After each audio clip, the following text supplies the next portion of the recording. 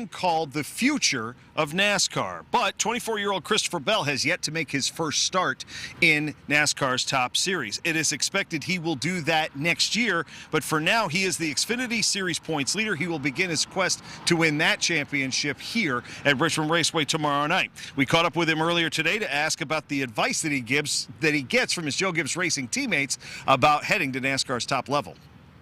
Well, I've been pretty fortunate because I got to drive for Kyle Busch in the Truck Series, so he was a great mentor for me whenever I first got my feet wet on the pavement side of things. And you know, he just basically every step along the way has been kind of coaching and guiding me and preparing me to make my first start in the Cup Series and compete in the Cup Series. So Kyle especially has been great to me, and hopefully I can, you know, make him proud and beat his butt. And don't think he won't do it either. Coming up later tonight at 11, we'll have more of our conversation with Bell about how he feels about his chances this year and how he feels about being called the future of the sport. We'll go beyond the roster with him on the CBS 6 News at 11.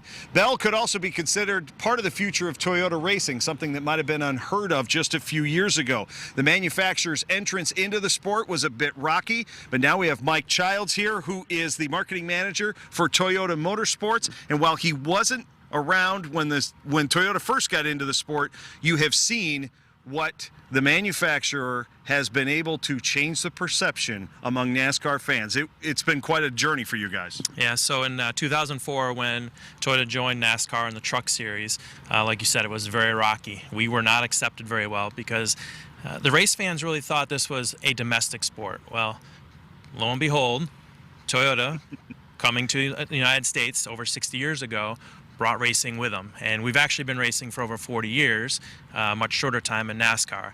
And then 2007, we joined the Cup Series and the Xfinity Series. So since then, we do a lot of studies, a lot of surveys, and buyer consideration is a big one. And so when we entered the sport, we were about 28%. Where buyer consideration for Chevrolet and Ford was over 50%.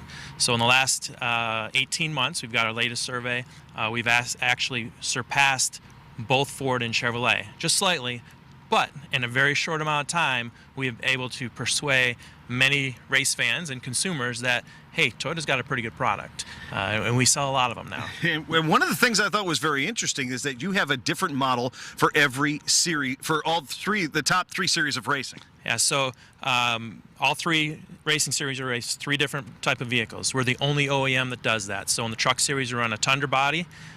In the Xfinity Series, it's Super Body.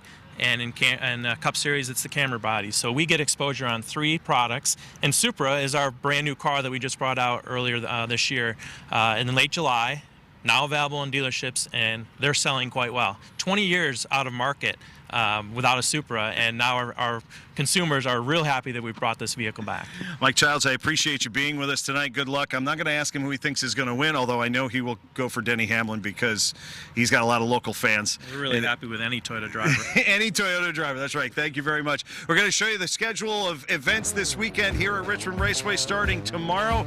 We have Cup Series and Xfinity Series practice up until 1:35, then qualifying for both series at 4:35 and just after 6. And then on Saturday, it is the Federated Auto Parts 400 at 7:30. For everyone here, I'm Lane Castanante. Good night.